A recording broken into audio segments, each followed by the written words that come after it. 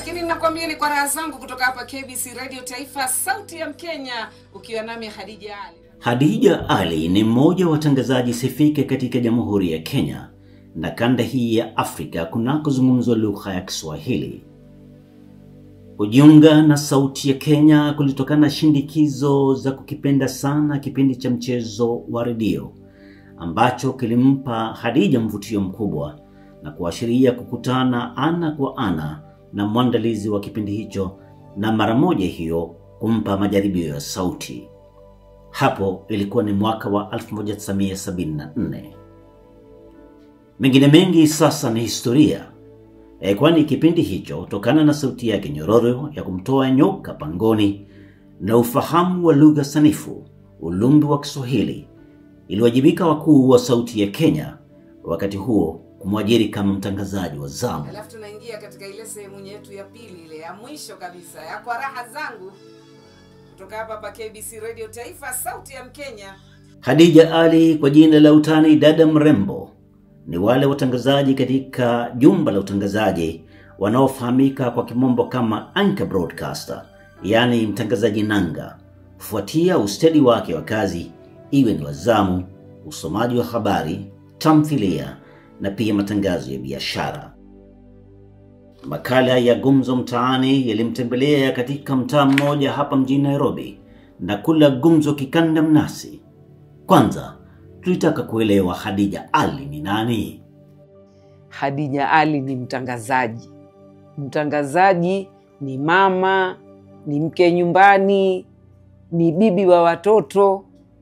Umeelewa bibi wa watoto? Nakuelewa ndio. Basi Khadija Ali mambo yote. Sasa jinsi ambavyo sasa wewe ni mtangazaji maarufu sana katika Jamhuri ya Kenya. Na vile vile katika kanda hii ya Afrika Mashariki na kule ambako kunazungumzwa lugha ya Kiswahili. Tuingie katika kimsingi kabisa kule mwanzo. Manake sisi tulilelewa, malezi yetu ilikuwa sana chombo ambacho kilifanya tuingie sana katika masuala hani, chombo cha redio. Wewe redio ulianza kuipenda lini? Nakwambia redio mimi nilianza kuipenda nilipokuwa mtoto mdogo, manake nikifua sare zangu za shule, Jumapili namsikiliza. Jumamosi nafikiri Leonard Mambo alikuwa akifanya Teens Time. Salamu za vijana. Nafua sare zangu hapo na kijiredio changu hapo nasikiza. Ulikuwa kama miaka mingapi hivyo? Nafikiri nilikuwa na miaka 15 hivi. 15. Wakati sasa huo ndio labda huko katika shule ya upili sasa, na labda sijafika huko. Hujafika primary ndogo. Bado uko katika primary. Watoto wa zamani wanaanza kusoma wakiwa wakubwa. Basi Khadija Ali kaipenda sana redio. Na je, watangazaji gani ambao waliweza kumvutia sana enzi hizo? Watangazaji walionivutia zaidi alikuwa ni Leonard Mambo Mbotela na kile kipindi chake cha Teens Time, salamu za vijana. Alafu kina Elizabeth Akinyi, Amina Fakii, Jueria Umari, Salim Mohamed marehemu. Hao kina Aisha Mohamed, wao ndio walinivutia. Wakanifanya na mimi ni tamani. Kina Brother Said, James Abila, hao ndio walikuwa walinivutia kabisa. Lakini kwa zaidi ukasema kwamba hapo mbelende tukifanya gumzo, ati ulimpenda sana Elizabeth Akinyi. Sauti yake ilikuwa nzuri sana. Nikitamani hata nimuone siku moja. Hata mimi nilitamani sana kumuona Elizabeth Akinyi. Job Isaac Mamto, ulimpata Job Isaac Mamto? Nilimpata. Job alikuwa amenifundisha siku 2-3 usiku. Mimi niko usiku na yeye namfuata, ananifundisha kazi. Na Job nilimpenda sana pia na zile porojo zake. Zile porojo za Job Isaac Mamto. Na vile vipindi vyake Maisha ni Afya. Maisha ni Afya. Sasa ndio namna ambavyo manake sasa umesema kaka Sungura. Na kina kaka Sungura, yule Joseph Kiema. Na vile vile na Gatei Daniel Jugu na Gatei. Ndio mimi ndio naanza kuingia. Na kina Alfred Mike Murithi na ile Chingboy mara tatu. Ching mara tatu. Sasa Khadija Ali amekwishaajiriwa kama mtangazaji pale Sauti ya Kenya. Tulimtaka atupe taswira kamili. Taswira kamili ilikuwa mimi nilikwenda pale, nikaenda nikatafuta kazi. Nikaenda nikampata producer mmoja marehemu sasa, alikuwa akiitwa Mahfudh Bawaziri. Sasa yeye alikuwa ndo producer wa drama. Sasa nikaenda nikamuomba naweza kupata kazi, akanambia labda uje ufanye ufanye drama kila wiki, mimi nafanya drama, waweza kuja tukupe part ukiwa utaweza, alafu tutakuchukua. Nikaenda nikafanya, nikafaulu. Sasa kuna siku nilifanya tangazo la biashara na marehemu Ali Matata. Lile tangazo la biashara likapelekwa wapi? Likapelekwa, wajua kule zamani Voice of Kenya zamani ilikuwa huwezi kipindi hakipitishwi tu hivi hivi, mpaka kuna kamiti ikaichini. Kulikuwa na kamati. Hiyo kamati mpaka ikaichini isikize, ikipitisha, na ujue station ilikuwa ni hiyo moja na ni pesa wanapata, lakini ni mpaka wakubali. Sasa ile sauti yangu pale iliposikika, Kangwana akasema hii sauti hii, huyu lazima tumtaka. Tutampata vipi? Akaambiwa na Hassan Mazoa, huyu ni artist wa Mahfoudh Bawaziri. Anakuja kila wiki kufanya mchezo wa redio. Akaambiwa haya, nendeni mkamwite. Mahfoudh akanipata sokoni huko nini California. Kaniita, "Hey mama Njonjo." Alikuita mama, alikuita. Hey, mama Njonjo. Najua watu wapenda kuita hata mtoto mdogo. Ndio hiyo. Njoo mama, njoo. Sasa nikienda pale, akanambia sasa wajua wewe umshapata kazi. Waitwa ndio ukaingizwa kwenye National Service. Manake Kangwana alisema huyu nataka aingizwe National Service, idhaa ya Kiswahili, haraka iwezekanavyo. Basi nikienda kule, nikawa sasa ndo nafanya, nikafundishwa mwezi mmoja tu. Kafundishwa kazi na Brother Said marehemu na James Sabila. Wakati huo nani mwalimu James Onyango Joy ndo anakuja akifanya vipindi saa 3:30 vipindi vile vya 6:30 kisha afternoon tena masomo ya schools broadcast. Yeye na alinionyesha kuset tapes. So unajua zamani vipindi vile kulikuwa na zile makanda zile tapes. Naam. Sasa labda pale ulikuwa na miaka 18, 19 pale. Ndio sasa umeanza sasa kuchipuka katika mambo ya utangazaji. Manake sauti yako inatiririka sawa. Sasa kile kipindi ambacho sasa ulianza kupewa licha ya tamthilia ile drama, ni vipindi vipi ambavyo sasa umejipata kwamba sasa umejitwika katika nazo? Pale sasa nikawa nafanya continuity nilifanya hiyo mwezi mmoja tu, nilifundishwa nikawekwa kwa roster. Mpaka wenzangu sasa wakasema, sasa wewe unakubali kuwekwa kwa roster, utaharibu kazi, utakatwa mshahara. Nikamwambia mimi sina haja ya mshahara, na haja ya kujua hii kazi. Hii kazi nikishaijua sina haja ya mshahara, mimi kazi ndio muhimu. Na amini usiamini, mimi nimefanya kazi sikukatwa pesa hata siku moja, siku mess na commercial. Na zile commercial na ambao wale ambao wameandikwa kazi miaka mingi, kila mwezi kila mtu anakatwa mshahara. Punde si punde Khadija Ali alijipata sasa sio mtangazaji wa zamu tu. Hapa anaeleza baadhi ya majukumu mengine aliyopewa. Nikawa sasa nasoma habari, nikawekwa television, nasoma habari Kiswahili, nasoma redio, nafungua stesheni, nafanya outside broadcast, nafanya commercials zinaitwa matangazo ya biashara. Watu wengi wakitaka sauti yangu kwenye matangazo ya biashara. Manake ndio kusikiza sana katika matangazo ya biashara pale. Andrew Crawford ndio mlikuwa mnakwenda kufanya matangazo ya biashara pale. Sasa Andrew Crawford na High Fidelity. Na High Fidelity pale. High Fidelity ilikuwa pale Agriculture House nafikiria. Nakumbuka zile studio pale juu, fundi wa mitambo na kule chini kabisa. Sasa na mafundi wa mitambo walikuwa kina mafundi wa mitambo wakati huo walikuwa ni yule George Fombe ya Hus. Na yeye pia. Manake hata marehemu Fundi Konde. Fundi Konde ndio. Sasa manake sasa wameingilia sasa vile vipindi vya salamu. Na wakati huo unajua sasa VOK ilikuwa ni nusu ya kuonana. Tukumbushe tu baadhi ya vile vipindi vya salamu ambazo tena ulishiki nazo sana. Ya moja kwa moja. Sana mimi nilikuwa nikifanya salamu za vijana. Naingia saa 10, nafanya salamu za vijana mpaka saa 12. Na kadi zile kama wazikumbuka zile. Na kuzikumbuka zile. Na kwanza ilikuwa mwanzo ilikuwa shilingi 2 kadi hiyo. Maana hata mimi mwenyewe nilizinunua na ilikuwa gharama kubwa kwa wakati huo. Sasa hizo kadi hizo mimi nilikuwa nikizisoma kama mashine. Na wasikilizaji walikuwa wakinipenda sana kuniletea salamu zao. Maana nilikuwa nikiwasomea majina sangine majina 20 kwenye kadi moja. Katika kadi moja. Katika kadi moja. Utapata kwamba watangazaji wengine pale walikuwa nasema kwamba usipitishe wane. Lakini sasa wewe katika ile sauti yako mtiririko unaivuruga tu. Naivuruga mpaka hata 20 wanafika. Basi wenyewe walikuwa wakifurahia sana. Sasa salamu za vijana, manake wakati ambapo nimkihoji Leonard Mambo juzi ananiambia kwamba kile ndio kipindi kwanza alipewa wakati ambapo aliingia katika Sauti ya Kenya, salamu za vijana, na akakuwa maarufu sana. Sasa UK ilikuwa ni namna ambapo walikuwa wanasema wale mashabiki ni nusu ya kuonana. Tukumbushe tu baadhi ya mashabiki ambao unawakumbuka sana ambao walikuwa na mabingwa wa salamu. Kina Machinga, Agneta Machinga. Ni wengi. Walikuwa ni wengi. Kulikuwa na yule mmoja ambaye kulikuwa na mmoja ambaye alikuwa anapenda sana kwenda akiwa safarini kwenda Dar es Salaam. Alikuwa Zakaria Damfo. Zakaria Damfo. Zakaria Damfo. Vile kulikuwa na Kadenge Mwanawalea. Kadenge Mwanawalea. Wakumbuke maana wewe ndio ulifanya vipindi. Walikuwa wengi. Walikuwa wengi. Wengi sana. Alafu wengine kumbuka wanatufuata show. Wakati wa maonyesho ya kilimo. Wanakuja maonyesho ya kilimo hizo siku 4 siku 5 wanalala huko. Hivi siku ya pili ikifika time wao wako hapo ndio pale wanalala huko. Kusudi washiriki katika ile salamu za vijana. Sasa nilikuwa nataka kukuuliza maana hawa mabingwa wa salamu nakumbuka ina namna ambavyo nimesema Agneta Machinga kutoka Nakuru, kulikuwa na Robi kutoka Nakuru. Kulikuwa na wengine ambao labda tutakumbuka baadaye. Sasa nilikuwa nataka nikuulize maana kila siku utapata kwamba katika kila salamu lazima watajwe, na mlikuwa mnakutana nao katika uwanja wa show katika sehemu mbalimbali.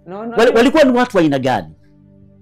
Walikuwa ni watu ambao manake ni watu wamejicommit sana na hizo salamu. Hawataki kusikia vitu vingine. Salamu. Na ilikuwa ni gharama manake lazima wanunue zile kadi. Waandike. Na waandike. Wanaziandika. Na wakwende katika post office ndio waweze kuzituma. Wanazituma. Mimi nilikutana na mmoja wale mabingwa alikuwa anaitwa Robi. Manake tulisoma shule moja lakini mimi nilikuwa mbele yake sana. Kina Kiango wa Momanyi, Kiango wa Momanyi. Yule ajua alikuwa inspector wa polisi. Kiango wa Momanyi. Wow. Kulikuwa vile na Shoto Munyololo. Mpaka sasa yuko. Kulikuwa na vile sura mbili ndio yule Kiango wa Momanyi alikuwa anasema kwamba Sasa niambie sasa. Manake wale watu bado wanishangaza sana. Manake they became stars. Walikuwa celebrity wa aina fulani sana. Nakwambia tulikuwa tukifanyiwa pia kutana na watangazaji. Naam. Kutana na watangazaji unapelekwa mahali kama mimi niliwahi kupelekwa stadium, City Stadium. Ukumbuke City Stadium ni mahali pakubwa sana. Walikuja wengi sana. Naam. Wa control. Ilikuwa kazi lakini nikawezana nao. Ukawezana nao. Manake wengine wanataka kushika ile microphone. Yes. Hii naambia hii ni yangu. Wewe zungumza mimi nakushikia. Hadija Ali pia alikisimamia kipindi ambacho mimi kama mwanafunzi pale Koilel Forces Academy nilikipenda sana, kipindi cha mashairi. Abdalla Mwasimba akiwa mkhani wa mashairi yaliyowasilishwa wakati huo kwa njia ya posta. Mwalimu wangu wa Kiswahili Rodisi Musimi, licha ya kuwa mwanafunzi kama mimi, alibobea sana katika kusomwa kwa mashairi yake. Tulimtaka Hadija Ali kueleza namna alivyokitayarisha kipindi hicho. Kile kipindi tunatayarisha manake zinakuja hizo ni mashairi yameandikwa na watu. Lakini wajua saa nyingine lugha zinakuwa si nzuri. Paka ukai uangalie zile lugha ni ya nini, imesema nini. Wajua mashairi yalikuwa ni yetu sisi. Voice of Kenya. Ndio. Mashairi tumefanya miaka mingi sana. Mimi niliyakuta mashairi na Aisha Mohamed akaniwachia mimi. Mimi nimefanya hayo mashairi miaka na mikaka. Kila tukio likitokea sisi ndio wa kwanza. Manake mashairi ndio yanaleta ule ujumbe. Kama kumetokea ajali mahali, kama mtu amekufa, mtu mkubwa, kama jambo lolote lile ambalo wananchi wanafaa kuelezewa, kufahamishwa. Naam. Basi tulikuwa sisi ndio wa kwanza. Manake mimi kikielimisha watoto wa skuli pia. Kilikuwa natoa elimu. Lugha pia. Elimu. Manake sisi nakumbuka nikiwa shule ya upili nilikuwa na rafiki yangu mmoja alijulikana kama Rodisi Musimi. Rodisi Musimi tulikuwa katika darasa moja na yeye. Na yeye kwanza kimsingi yeye ndiye mwalimu wangu wa Kiswahili. Na yeye akiandika mashairi tunaona namna ambavyo anaituma kwa Abdalla Mwasimba, alafu Khadija Ali ndio huyo. Alafu tulikuwa napenda sana kile kipindi. Kilikuwa na mafunzo. Sasa kilikuwa na mafunzo. Fisadi Kiwembe huyo. Anatafutwa kwa udi na uvumba hapo. Lakini ninakwambia ni kwa raha zangu kutoka hapa KBC Radio Taifa, sauti ya Mkenya, ukiwa nami Khadija Ali. Nakwambia pamba roho. Kwa raha zangu ni moja hapo pia ya vipindi maarufu sana kwenye kanda hii ya Afrika na mataifa ya nje kupitia mitandaoni. Khadija Ali ni mtayarishi mtangazaji wa makala haya ambayo kila Jumapili kuanzia mida ya saa 8 hadi saa 10 ujio wake huwa ni wa moja kwa moja. Hapa naongelelea juu ya tafrija hiyo ya ngoma za taarab. Ile kipindi unakwenda kukiandaa pale pale unapokwenda, kwa sababu wale watu wanakuletea message, wanataka nyimbo. Huwezi kuwa umejiandaa kitambo. Sasa ni pale kwa pale, maana yake ni live. Unao ni nini orodha yako hapo hizo nyimbo. Sasa unaangalia nyimbo ile yule fulani ameniambia naomba special request, unamchezea hiyo nyimbo. Wanafurahi sana wakipatia hiyo nafasi ya kuchezewa nyimbo pale kwa pale. Pale kwa pale. Pale kwa pale. Manake utapata kwamba katika ile enzi yenu ambako ulikuwa unatangazwa ukiwa bado msichana mdogo, mawasiliano yalikuwa kwa njia ya posta. Lakini sasa kuna miundo imebadilika hivi kwamba sasa mawasiliano tena ni ya moja kwa moja kupitia vigezo vya kijamii, social media. Sasa wewe unaongozwa sana na jinsi ambavyo unapata ile mijumbe kwa wale wasikizaji. Na unajua hichi kipindi kinasikika kama sehemu nyingi sana. Kinasikika mpaka Ulaya. Online ambayo kiko online ambayo iko. Sasa unapata wasikilizaji kutoka Amerika, unapata wasikilizaji kutoka Saudi Arabia, unapata wasikilizaji kutoka Dubai, unapata wasikilizaji kutoka Canada. Yaani unapata watu ambao ni tofauti kila siku. Ambao sasa wanakuwa kama wale watu waloko Amerika na Canada. Times hizo ndo tunazotangaza mimi ni alfajiri sana. Tumeachana masaa 10. Inabidi wa sacrifice usingizi wao ndio kusudi wasikize kile kipindi. Wapate kusikiza kile kipindi. Wasikize kile kipindi. Sasa niambie sasa, kuna msikizaji labda yuko Dar es Salaam. Amesema kwamba Khadija Ali nicheze ngoma fulani. Utaipata mara moja hiyo katika kitambo cha kufanyia wale wengine. Mimi naitafuta pale. Manake nina nyimbo zangu pale nimeziseti. Umeziseti tayari. Nimezitengeza, ziko nyingi nyimbo. Na kama katika na nyimbo nyingi sana. Na kama nyimbo hiyo haiko katika ile ratiba yako unafanyaje? Sasa hapo ninamwambia utaniwia radhi, utajaribu wiki ijayo nikutafutie. Utajaribu wiki ijayo. Na ninamwambia leo pole sana leo nyimbo hii yako uloiomba haiko kwenye maktaba yangu. Lakini nakuahidi wiki ijayo nitakuchezea nyimbo hii. Na wiki ijayo ninamchezea. Na wiki ijayo. Alafu tena zile nyimbo za kitaarabu hizo nazipenda sana, manake zina mafunzo mengi sana. Zina mafunzo. Hapa pia Khadija Ali anawakumbuka baadhi tu ya watangazaji aliowaenzi katika shughuli za utangazaji. Mmoja wao ni Leonard Mambo Mbotela. Mbotela ndio. Amina Fakii, Maria Umari, Aisha Mohamed, marehemu Saida Ali Matano. James Abila. Elizabeth Akinyi. Na mwingine nani? Elizabeth Obege pia. Elizabeth Obege machachari sana na Elizabeth Obege. Na nani tena? Na marehemu Salim Mohamed.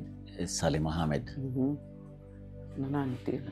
Salim Juma alikuwa mwajiriwa wa Sauti ya Kenya ama alikuwa ni Salim Juma ni artist? Alikuwa artist. Alikuwa mkubwa Posta yeye. Lakini kabla ya kwenda Posta, naona kama alikuwa anafanya kazi na Sauti ya Kenya. Nisimkuta lakini nasikia kama alikuwa huko. Labda katika miaka hiyo. Katika miaka hiyo. Sasa kina Kikumu, Stephen Kikumu alikuwa msomaji mzuri na alikuwa mtangazaji mzuri sana wa mambo ya mpira.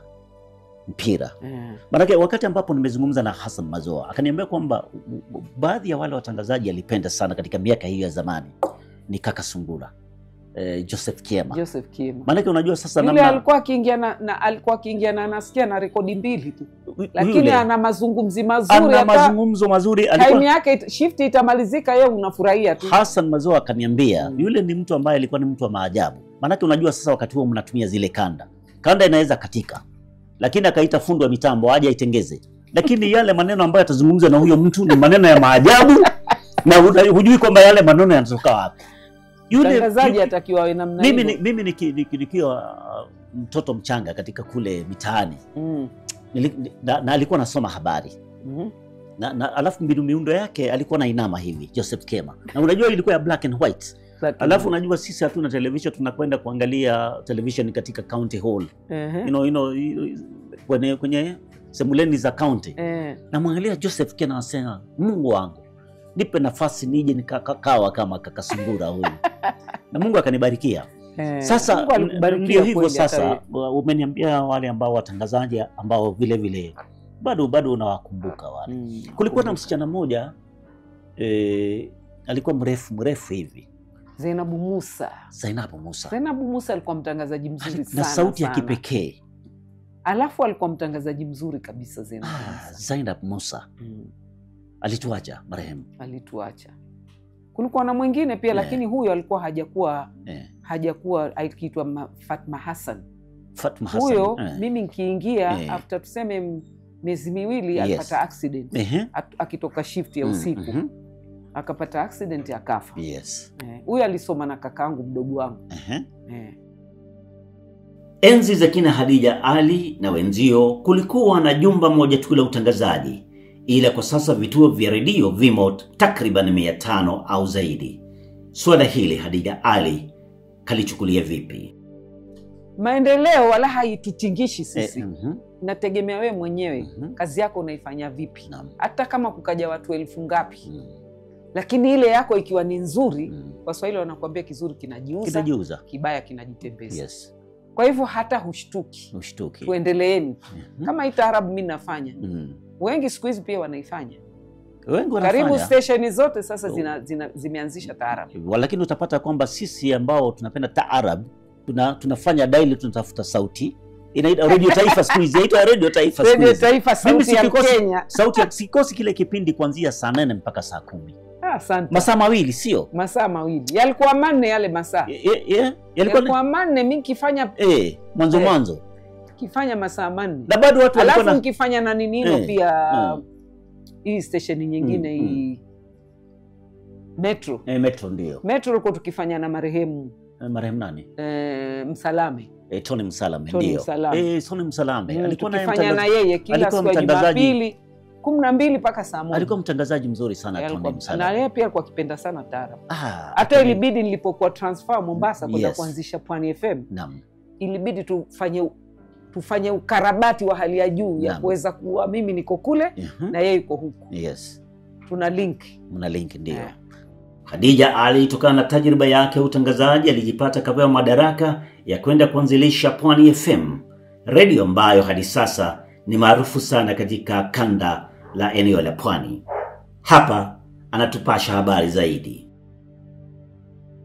Ilibidi nitoke hapo nende kule nikasimamia kituo kile, manake iliambao ukienda wewe kituo kitasimama vizuri. Na kwa hakika kituo kiliniitikia. Nikaenda nikapata vijana hawa nikawafundisha kazi, kina Mwanaisha Chizuga, marehemu Darwesh, na huyu Nanhino Hoka wa Mahoka, kina Aisha Sagaf, kina Ambia Hirsi. Wote walikuwa timu yangu George, mwingine akiitwa George. Nikawafundisha kazi mpaka wakajua kazi. Baada ya mwaka mmoja nikabidi mimi niondoke. Maana yake mimi nilikuwa nikifanya kazi ya ofisi na ya utangazaji huko. Na vile vile utangazaji. Mpaka saa 7 ya usiku mimi niko kazini.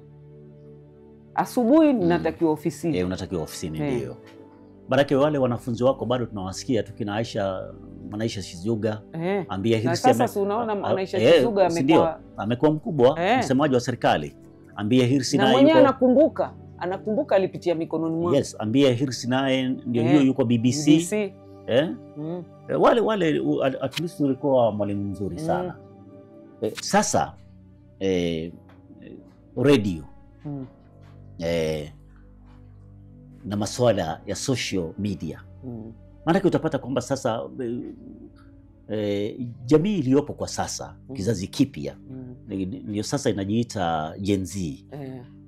Kwa zaidi wako katika mivutio ya social media. Chombo cha radio ama radio inaelekea katika hali ya tanzia. Radio haiwezi kuelekea hali ya tanzia. Radio bado itakumbukwa kwa ni chombo ambacho kina uaminifu. Unajua redio ikikwambia kitu fulani ndicho hicho. Hizi zingine, lakini kuna propaganda siku hizi. Propaganda nyingi ziko huko kwingine.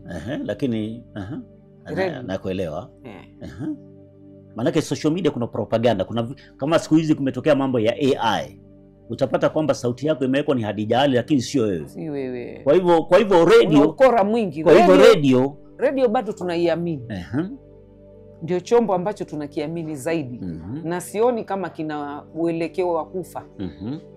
Hichi ni chombo ambacho kila mmoja anakienzi.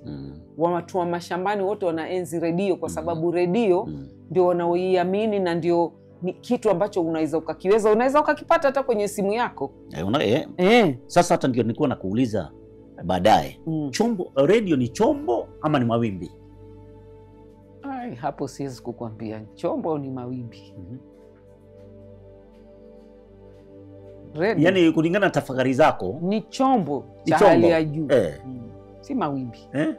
Mawimbi wajua yapita. Mawimbi. Mawimbi yapita lakini chombo kiko imara. Hadija Ali kwenye Gumzo Mtaani, makazi mtaa mmoja hapa jijini Nairobi. Jina langu ni Daudi Kanja.